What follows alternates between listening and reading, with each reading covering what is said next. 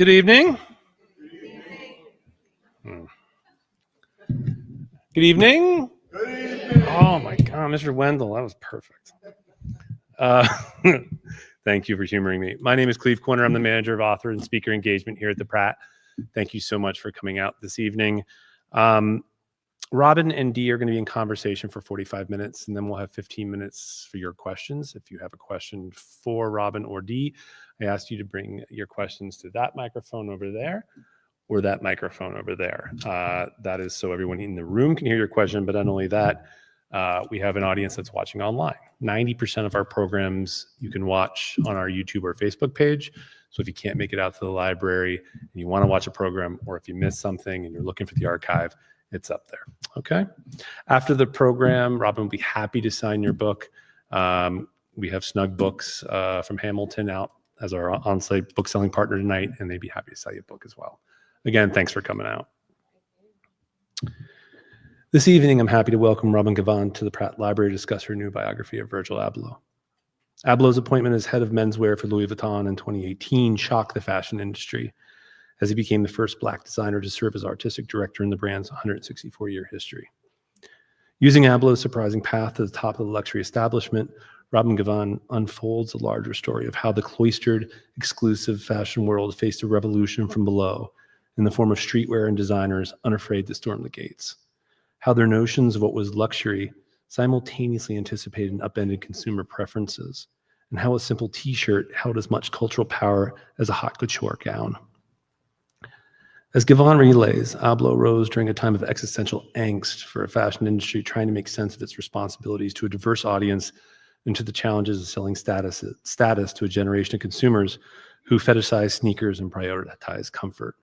How that moment came to be, how someone like Abloh, who had no formal training in pattern making or tailoring, could come to symbolize and embody the industry's way forward, is a story at the heart of the book. This evening, Robin Givhan will be joined in conversation by author Dee Watkins.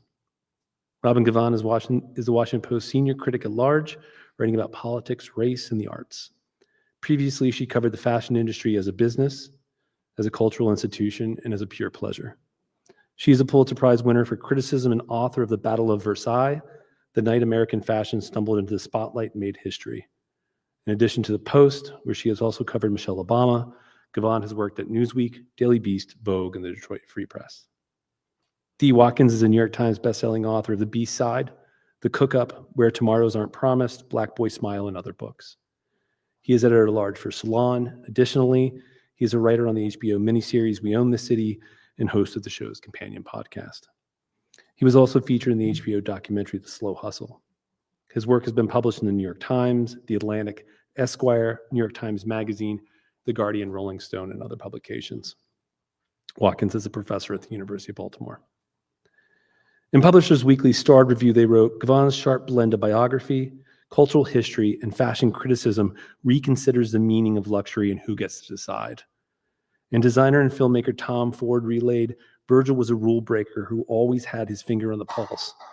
And Robin Givhan's unique perspective and meticulous research, expertly chronicles his unconventional path and meteoric rise to fashion.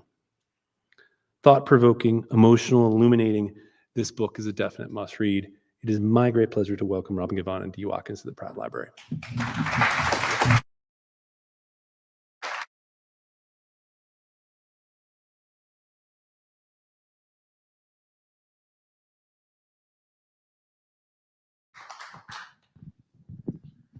Thank you.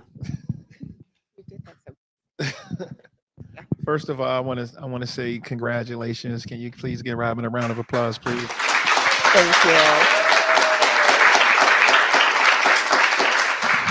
And thank you for doing this. And thank you all so much for being here. The book is brilliant. I picked it up and I didn't really know what to expect. I have so many different thoughts and so many different feelings around Virgil's legacy, around everything that was happening in fashion during that particular time. It was a very interesting time. And she put it all together for you. So make sure you go out and get this book. But let's just start at the beginning. Tell us how this particular project, how it came about for you.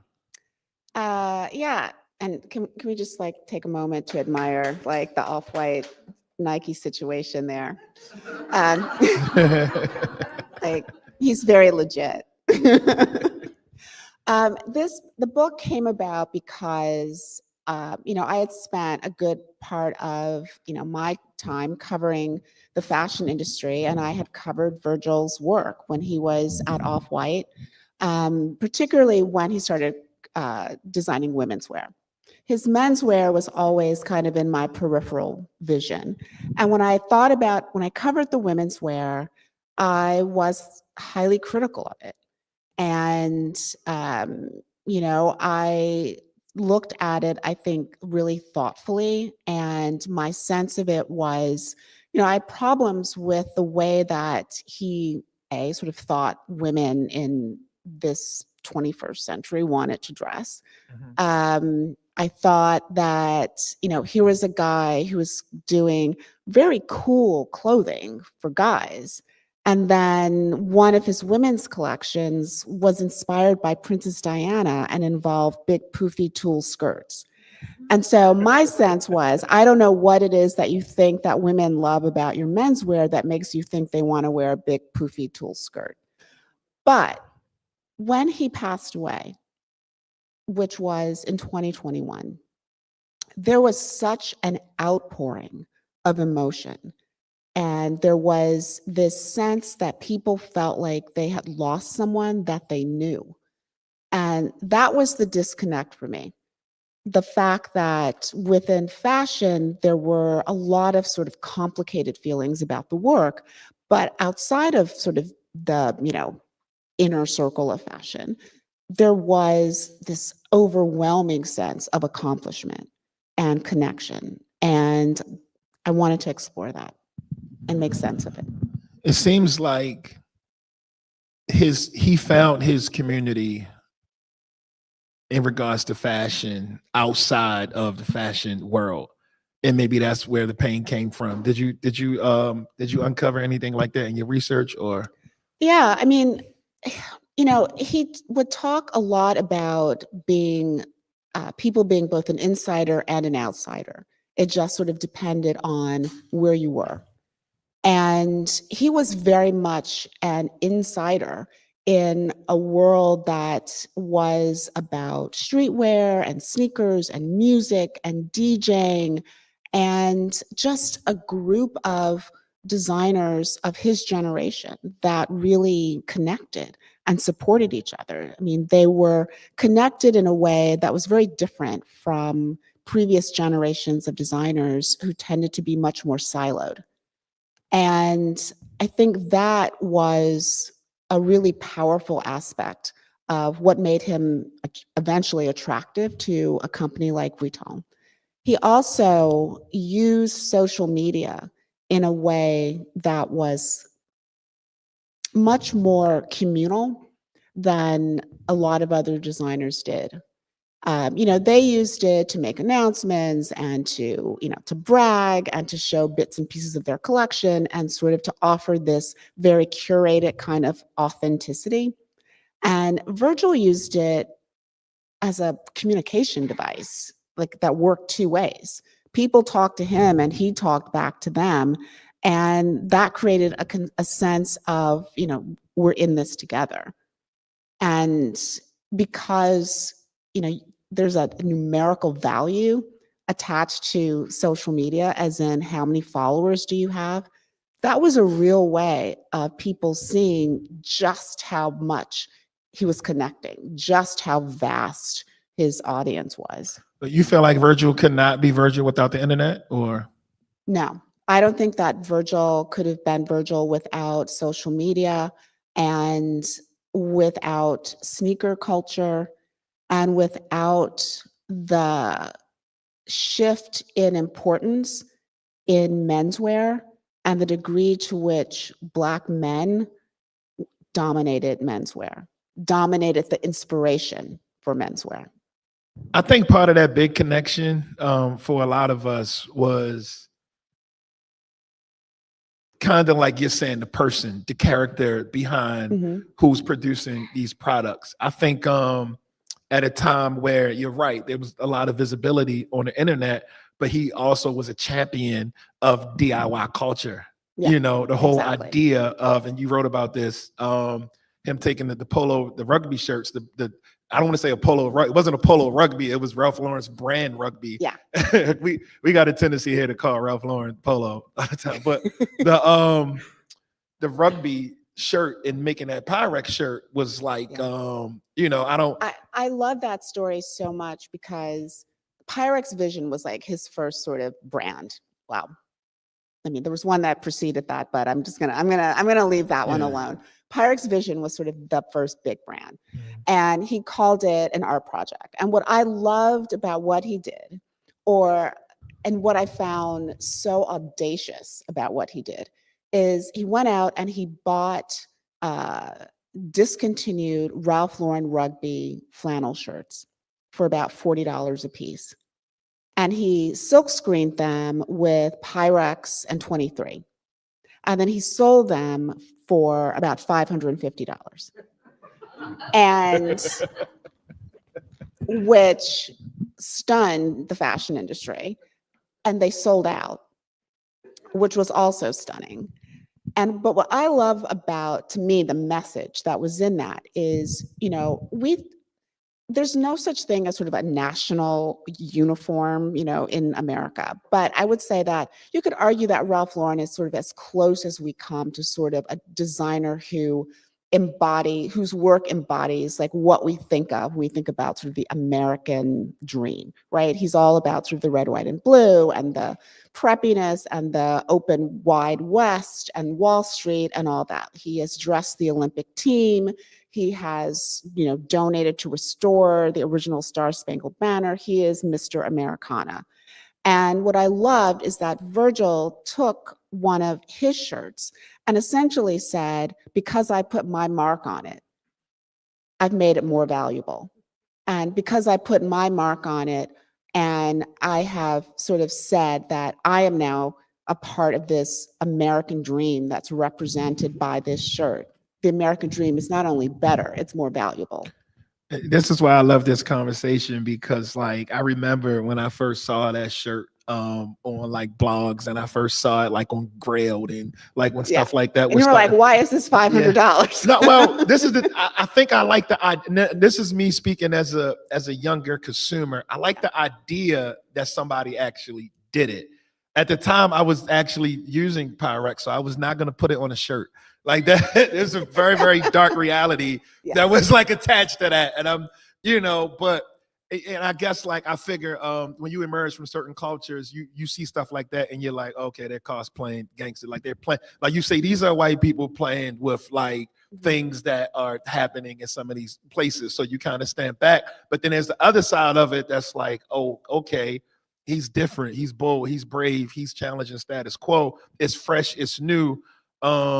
We don't have to get luxury from this place or that place, because if I can just not to, we're talking about your book, but the whole idea of the polo big and the oversized polo came from bootleg polo Right. shirts and, you know, people doing that. And I think it's a great time to talk about influence. One of my favorite parts of the book, and a part that I really enjoy reading, is when you were talking about Oswald Boateng and Edward Buchanan and the people who occupied this space before we knew who Virgil was. Can you just talk about influence, especially from that Black perspective and being in fashion? Yeah, I mean, the reason that I wanted to write about those guys in particular is because when Virgil, his career was so compressed, you know, in less than 10 years, he went from starting Off-White to being the head of the menswear design at Louis Vuitton. And when he got that job, so there was so much excitement, and there were a few stories that incorrectly said that he was the first Black designer to ever helm a legacy luxury house, and it wasn't true. And I don't think that people were sort of intentionally sort of writing people out of the story. I think in many ways the people who had kind of tilled the ground for Virgil didn't have the same kind of impact because they didn't have social media. They didn't sort of break out of fashion into popular culture.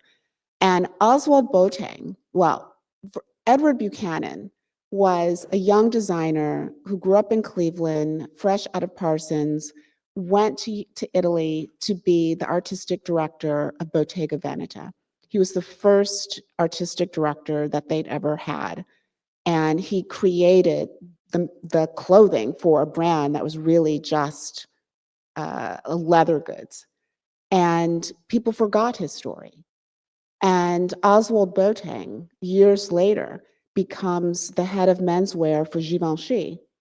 And he also makes history. And both of these guys, had to navigate race and Eurocentricity and very particular ideas about who gets to define what luxury looks like. And, Oswald thrived under very difficult circumstances and eventually, moved on. Edward struggled under extremely difficult circumstances, but he also moved on to, a great career, elsewhere. But I think it was important that people understood that, Virgil didn't sort of sprout like wholly formed out of nowhere. There were these other people that really sowed the seeds. And there were all of these other circumstances that happened within fashion and within the culture at large that allowed someone like that to flourish. And I wasn't even thinking about this until just now, but my best friend, he had like a little gathering like last week, like cooking on the grill and all that, and I'm sitting in the yard, and I'm like whatever, eating a little sandwich or whatever, and people are talking and drinking and having a good time, eating crabs and all that, and I'm looking around at the at shoes, because I think a lot about how people are shod is the correct way to say it, the shoes they choose, but I'm just looking at feet, and like I feel like out of like and this is definitely something that's heavy in Baltimore culture. If it's like 20 guys, at least half of them, if not more than half, had on those Virgil Louis Vuitton trainers, as if they're like New Balance. it's almost like it's a part of their uniform. And I thought that was funny. I mean, it's astonishing. I mean, honestly, we were talking about this a little bit before we came out, just that I don't think that Virgil would have been able to succeed in the way he did had he not done a collaboration with Nike. And in 2017, this was a guy, his own brand was really brand new. And the whole sort of landscape of sneaker culture was shifting a little bit. Nike was still the big dog, but Adidas was making headway. And especially with the Yeezys. They were crushing with the Yeezys. And there had also been a moment when, designer came out, Phoebe Philo came out and took her bows on the runway, and she's wearing these Stan Smiths, and all of fashion was like the Ultra Boost and the NMDs, that was around the time. I'm sorry. So all of that is happening with Adidas. There was Rihanna and the Fenties with Puma, and they were a very different kind of sneaker. They were lifestyle sneakers. They weren't performance sneakers. And Nike was feeling pressure. And so they wanted to take some of their most iconic styles and have somebody reimagine them. And Virgil's name came up, and he was supposed to do 5 of these 10 styles. But Virgil worked really quickly. Virgil did not let perfection get in the way of performance. And he essentially offered up his ideas for all 10 of them, and he got to do all 10. And when they launched these sneakers, Nike's brand is much bigger than Gucci or Vuitton. I mean, when something happens at Nike, it makes so much noise, it becomes impossible to ignore. And that caught the attention of luxury brands. And they looked at what he had done. They looked at the success of it. They looked at the way that people responded to it. They looked at the way that it sort of lit up popular culture.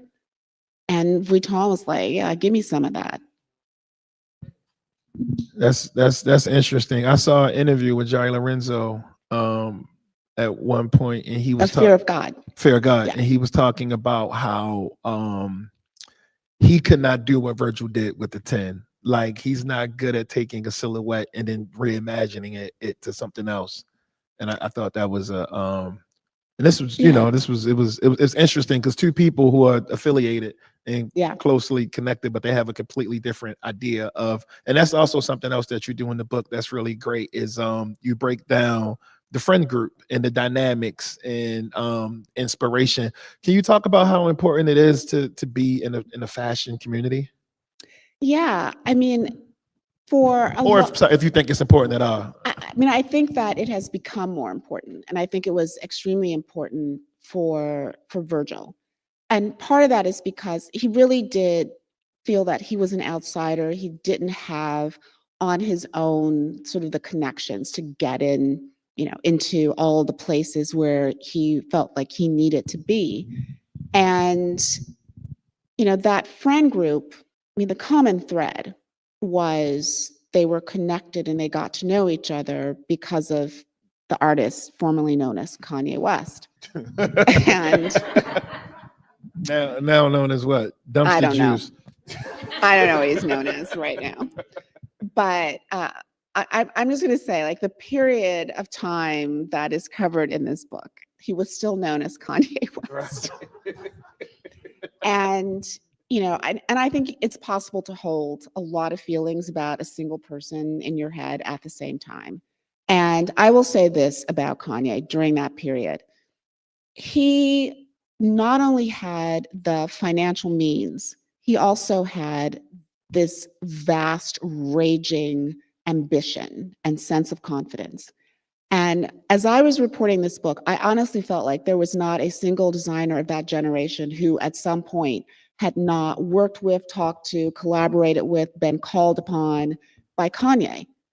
And what I thought was really sort of magical about that period is if you were like a person of color, a young man who loved music, but you also loved design and aesthetics and fashion, and you could find a group of people that you could have these like long conversations with, like really deep into the weeds kinds of conversations, and you could just feed off of each other's ambition and sense of limitless possibility.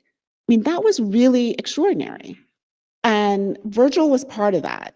And so was, Jerry Lorenzo, so was Matthew Williams, so was Heron Preston. They were all kind of sort of swept up in this tsunami of creativity and ambition. And I think Virgil at a certain point, did say to himself, like, I'm working with Kanye, I'm, assisting him being a creative director, but finding like, what is my piece of this? What's in it for me? And I think that was a huge propellant for him to start his own thing.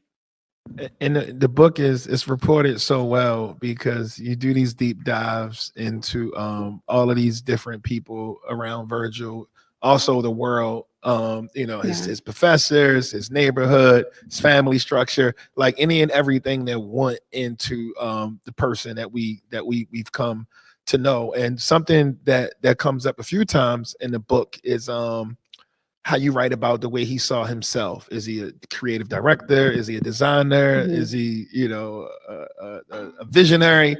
And the question is, there is a huge segment of people. Oh, you also talk about how other people, like Raf Simons and other people, viewed Virgil in his work early on. So there's a lot of people who feel like he was great for fashion, and then there's a lot of people who feel like he wasn't.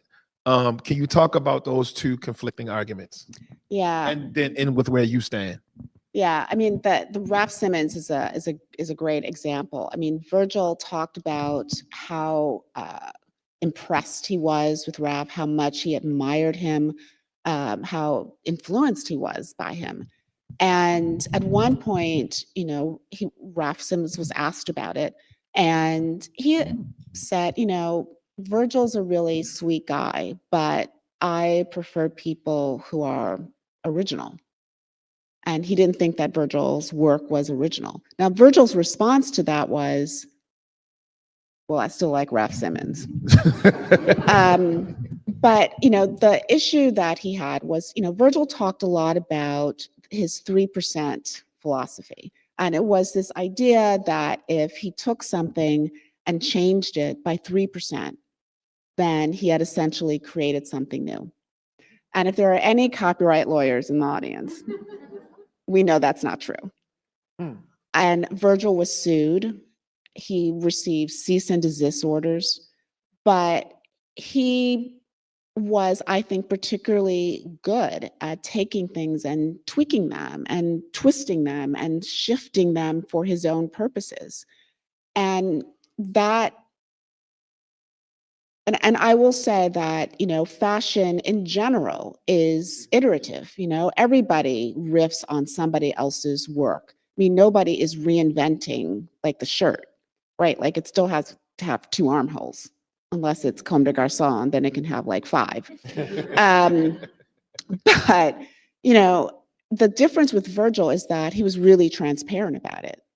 Like he didn't hide where things had come from. And that got under the skin of a lot of people within fashion, particularly traditionally trained designers, because that went against sort of everything that they believe to be true about what makes good fashion. Now, for his fans, it was much different because they felt like he was sort of taking ownership of things. And they saw that his work, and they believed that his work was original. They felt that it was different enough, that it gave them a sense of community and identity and belonging and sort of disrupting. I mean, I feel like now, when I think about the clothes themselves, I don't think my feelings about them have changed. But for menswear and women, or just women? For both. I mean, I still think the menswear was much better than the women's.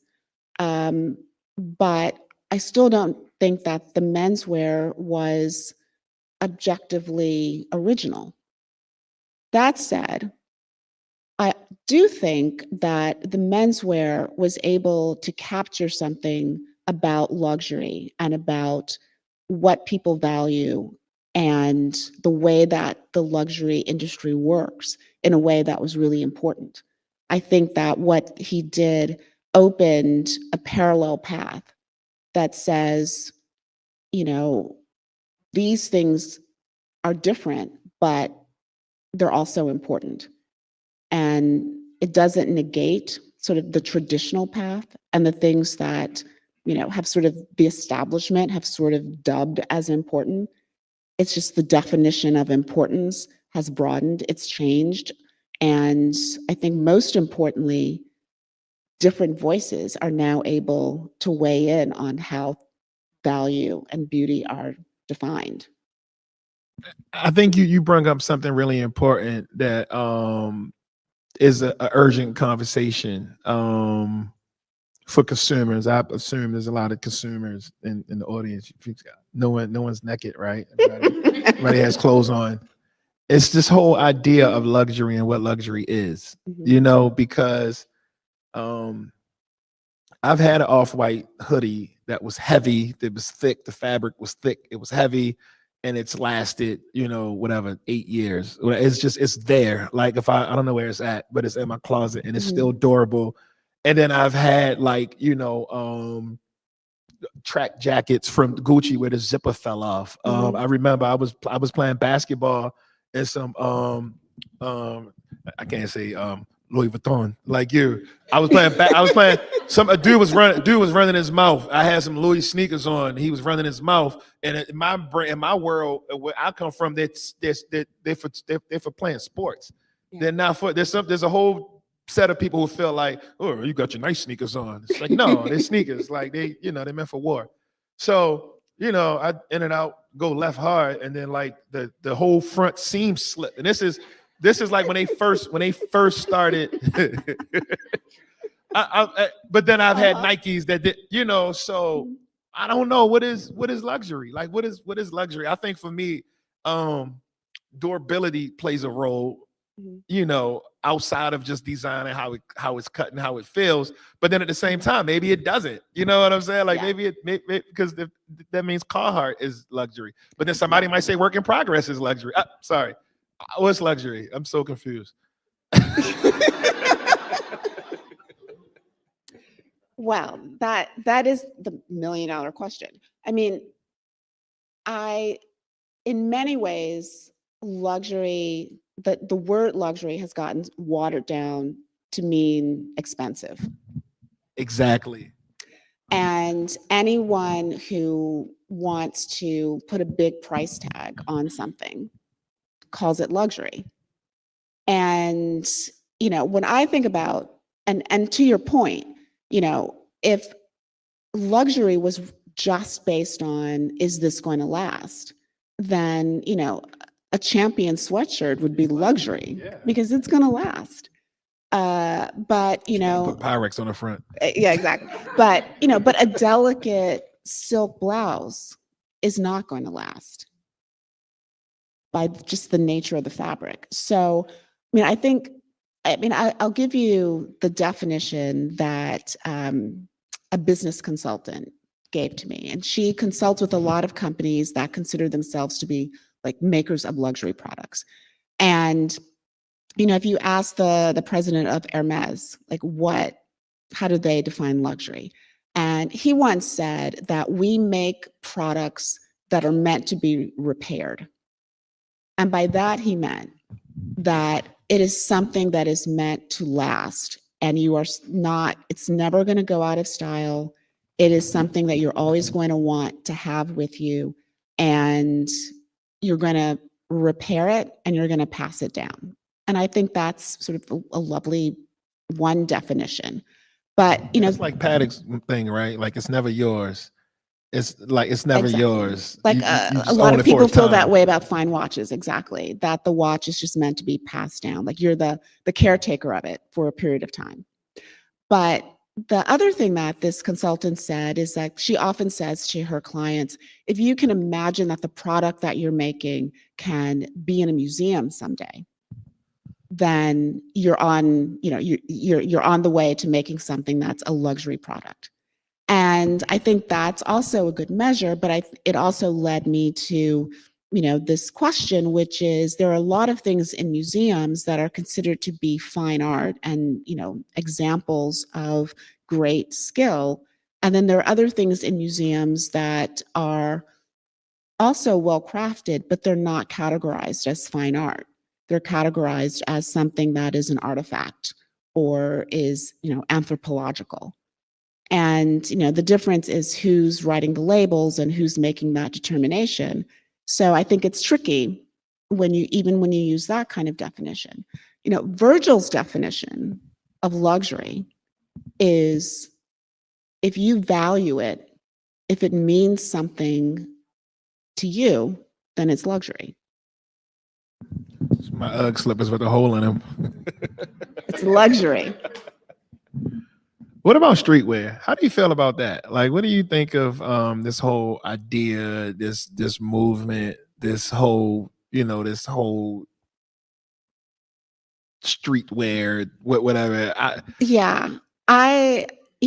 agree with. Does it feel lame to you a little bit? I can't claim this as like my own take. This is the Kim Jones take, but I agree with it completely. Which is, I don't think there's such a thing as streetwear anymore. I don't think it's a such thing. I mean, streetwear has become essentially the definition of what sportswear is, and to me, there's no difference. When you talk about sportswear, you're essentially talking about streetwear. When you talk about streetwear, and Kim goes even farther and says, streetwear is just what you wear on the street. So in fact, everything is streetwear.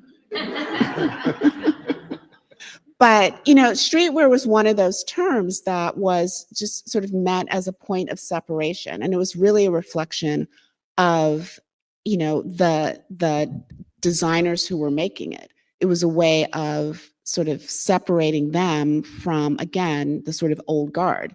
And before streetwear, there was urban. And urban was just this designation that was used to segregate the sportswear that was being created by a lot of entrepreneurs who came out of the world of hip hop. And, it's all sportswear. No, my mom still wears Rockaware, and the funniest thing is I don't know where she get it from, and I don't even want to. I don't even want to ask. Like, I would come to the crib. Look, I come back home to the crib. I'm looking for my mother or whatever, and I'd see like Rockaware T-shirt, and I'd be like, I want to. Like, where does she get that? But I'm guessing she only really shop at Macy's. It's out there. It all lives. It all lives. Cross colors, FUBU. It all lives. So there's some young designers in the room tonight as I look around the crowd and I see some of them, and I wonder, beautiful. I wonder what would you say from doing all of this research and all of the writing that you do and being a critic and having this wealth of knowledge. What would you say to them about their brands and about creativity and about voice and just some of the gems that you've picked up throughout your studies and travels? I feel like some of the designers whose work that really resonates with me and that really impresses me are the ones who when they have a fashion show or any kind of presentation are the ones who really understand that, like, they're stepping up to the mic and they have something urgent that they want to say. They have something that is distinctive and unique to them that they want to say. And, it may not be everybody's taste. It may not be something that initially resonates, but, they have a really deep, heartfelt belief in it. And I'll give you an example of Tom Brown. When I interviewed Tom Brown many, many years ago, he was this guy who had this obsessive belief that men should wear suit pants that were cropped to their ankles and shrunken jackets. And he was a beautiful tailor, but this was his silhouette. And I said to him, if someone came to you and said, Tom, I love your tailoring, I love the gray flannel, but can you just make the pants like full length and make the jacket a little roomier? And I was like, what would you say to them? And he said, I would tell them I'm not the designer for them. And, he stuck to his guns. And all these years later, he sold that company to Xenia, and he has a very nice house on the Upper East Side. And that silhouette is everywhere from Macy's to Banana Republic to Club Monaco. So, he got a lot of chuckles in the beginning, but, he also got the last laugh. The other thing that I would say that I'd learned from Virgil is when he got the job at Vuitton, he said, he was obviously like thrilled and it was like a dream job. And he said, but a lot of people were really shocked. I was really shocked. And he said, I don't understand why they were so shocked. I mean, it was a really tough job to get, but, I design just like the next person. Like I have a company just like the next person. And he said, so why not me? And I thought it was such a great question and such a great attitude to hold on to, because he wasn't asking himself, like, why not me? He wasn't, displaying a sense of, a lack of confidence. He was asking the question of the industry, and he was forcing the industry to come up with an answer. And so the lesson from him was really, like, you have to take yourself seriously, and you have to take your own dreams seriously. Otherwise, no one else will. This is the time where we open it up for questions. You can line up at this microphone. You can line up at that microphone. Don't worry about being the first person. It's okay. So as Dee said, we have 15 minutes for your questions. Again, if you could bring your questions to that mic and to this mic here. It looks like we'll start over on that side. Hello, good evening. The cool dude in the sunglasses. This is actually really interesting, just because as you're sitting here, like, I had friends who've read your book, and literally I was talking to my friend last night. He's like, "You have to read this book. It's so incredible." And I'm sitting here thinking through my own journey as a creator. And when I was in college, I was making T-shirts, and I remember like I would read the Thursday styles in the Wall Street Journal, and I remember seeing the picture of Ye wearing the V shirt with Kim at Art Basel, and I was like, you remember that shirt, the one shirt but it was V for Virgil, and remembering seeing Off-White, I was kind of like going through my own personal journey, and I don't even think I have a question. I just wanted to say thank you. Oh my God! I just want to say thank you for writing this book, because I'm so excited to read it, and it's kind of making me think differently about my own journey. And I've been making clothes for the past, I guess, 15 years now, and he's always been a part of my life, and it was really so abrupt. I mean, when he passed, and I've had the opportunity to work with people who've worked with him, to work with designers, and his work was so beautiful, and it's so inspiring, even though he only changed 3% of it, and made these tiny things. But what he did was profound, and I'm so excited. And I just wanted to say thank you for writing this. It's truly an honor. Oh my gosh, thank you so much. I so appreciate that. And I will just add, like, the thing that like the word that Virgil used a lot was practice. And some of that came from his training as an architect. Like, it's a very architect thing to say practice. But it also seemed like it was a way to both sort of shield him from criticism, because if it's a practice, if everything is a prototype, by the time the criticism comes along, there's this sense that, like, you're on to the next thing, and that you're also always working to be better.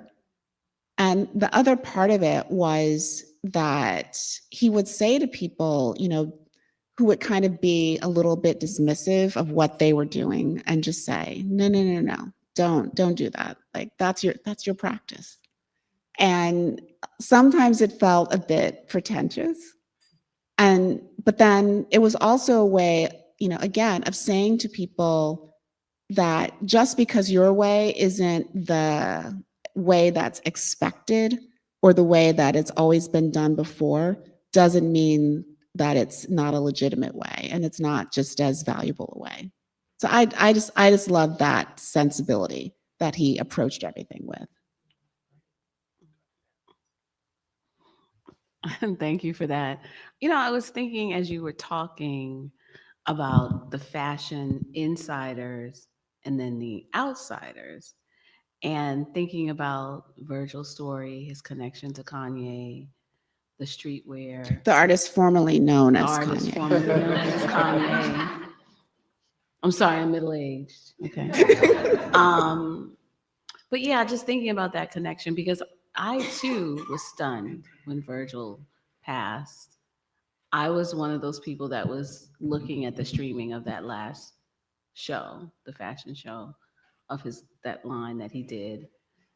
And no, I didn't know him at all, but I was part of that community that felt like we knew him and we were always rooting for him. And it's interesting, that dichotomy of the insiders and the outsiders.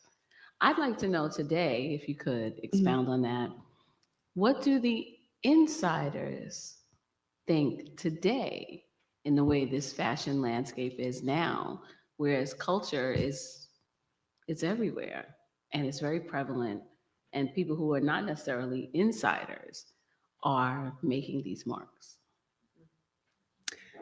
I would say that the industry, I would like to say that the industry has become a lot more aggressive in its embrace of outsiders, in the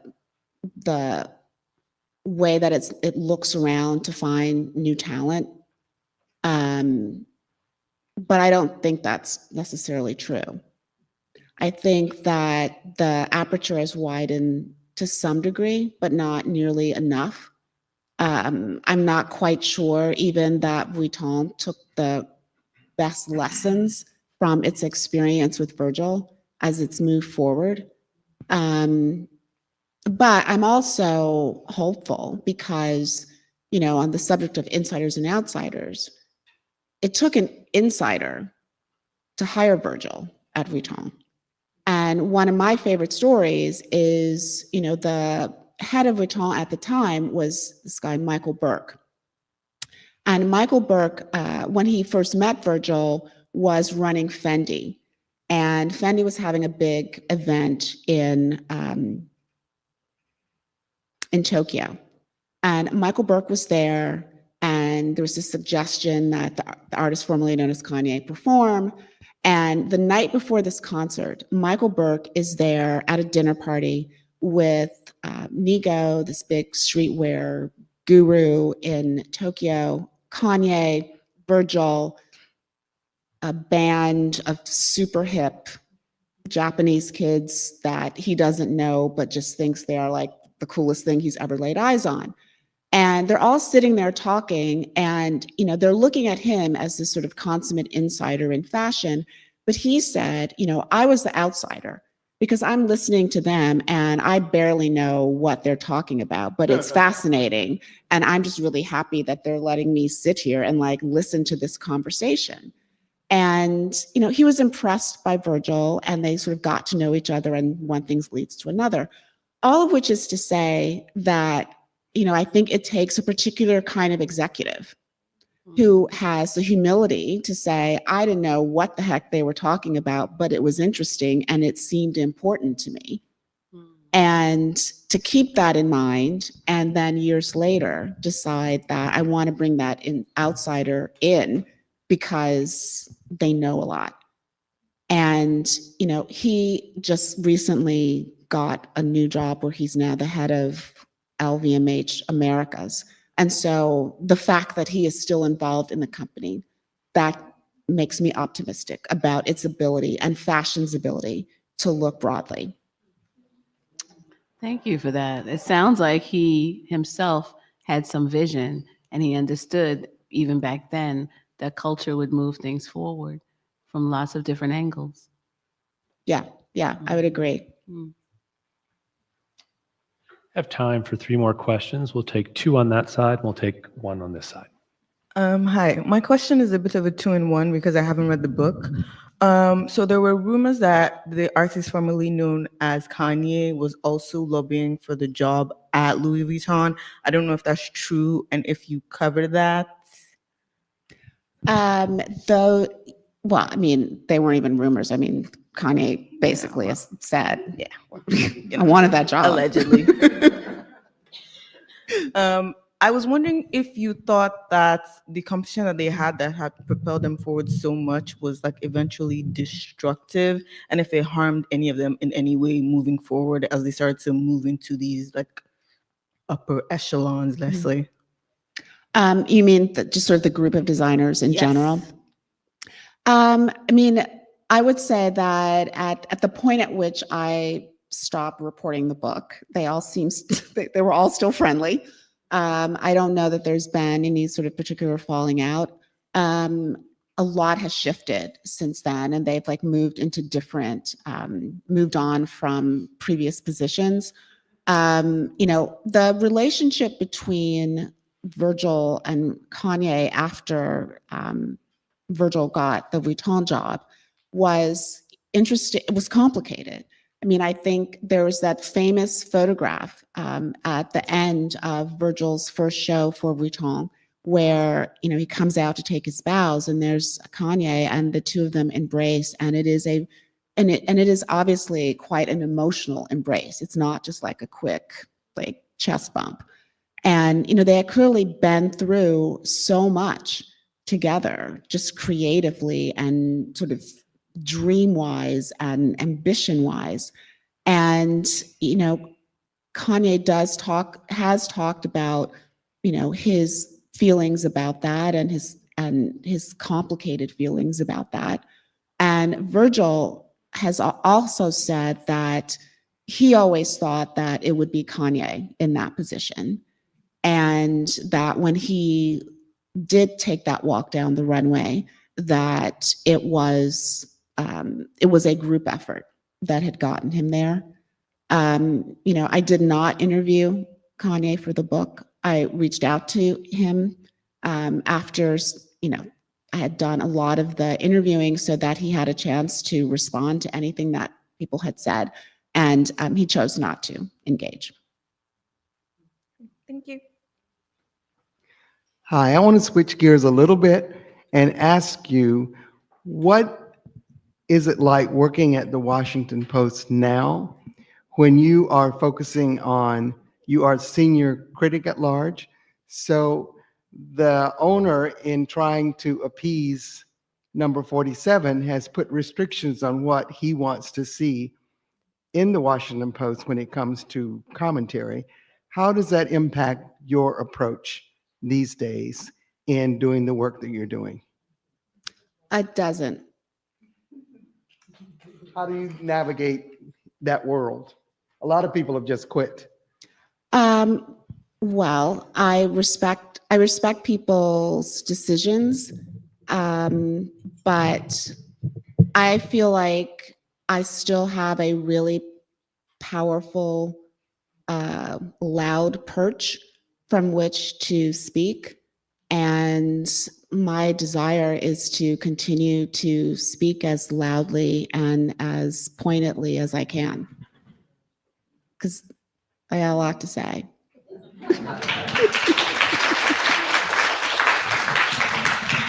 You just can't talk bad about Trump's clothes and his horrible sneakers. Oh my God. I would like to refer you to we've already gone down that road of his ensembles. Take our last question. I also want to start by saying thank you for your work. I'm a former publicist and lived in New York for a really long time, and you've always been just like very revered and respected as a journalist. And so it's an honor to even be in this space with you. Thank you. My question is, I was in New York during the era of Pyrex and everything that kind of happened during like the 2015 through 17 era. And I would see Virgil out a lot, and he was like a DJ, a designer, like he just did so many things. And a lot of my peers who are successful always stuck to one thing. And so I'm just curious, like, how did he, like, he was like truly like multidisciplinary, but how did he do so many things in such a short amount of time? Yeah.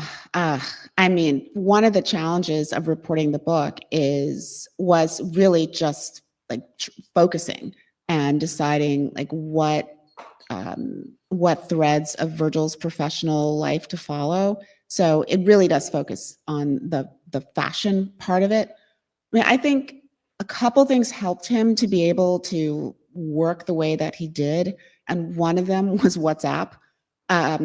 He spent a lot of time communicating that way. And when he was doing the Nike collaboration, he was really unusual in that typically, Nike, presents itself as sort of a very cool company, but it still likes its, PowerPoints and its meetings and its, formal sit downs and everything.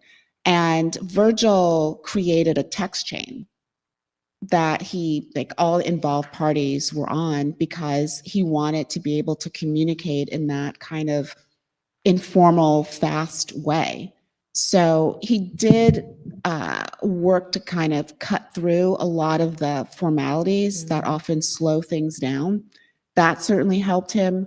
The fact that he wasn't a perfectionist, that he had this ability to just sort of say it's good enough and move on to the next thing, allowed him to, I think, do an incredible amount.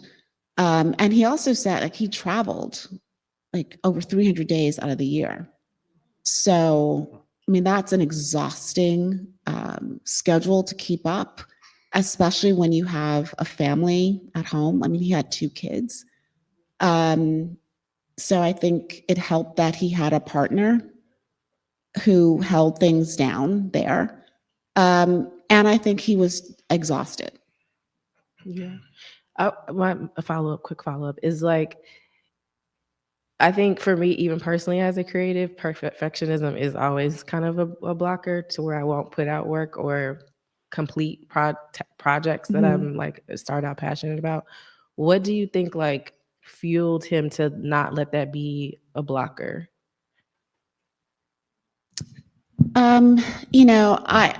I could not get that deeply into his mindset. If I had to make a guess, I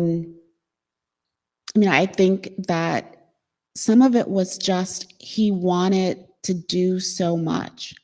And, he did so many collaborations and talked about one of the reasons that he wanted to do them was because they allowed him to be and explore areas that in a way that it would have been more difficult for him to get to alone, that it was a faster way to kind of get there. But honestly, I don't know what allowed him to not cling to perfectionism other than it was his temperament. Thank you. I got a quote for you on that, actually, that I have a friend, he's really accomplished and great at what he does. And a long time ago, we were having like a sandwich or something. And he said, we were talking about like volume and the amount of books we, want to write and things like that. And he said, finished is better than perfect. Round of applause for Robin Givhan, please. Thank you so much. Thank you. Round of applause for Dee Watkins. She'll be out signing books. Oh, actually, this is back to Cleve. Dee stole my thunder here. Please help me to thank tonight's moderator, Dee Watkins.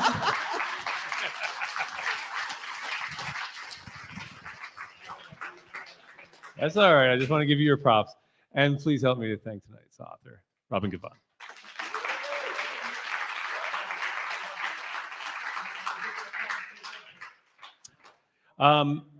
Couple things. Number one, the book is for sale outside by Snug Books, so please purchase it. Robin will be happy to sign it.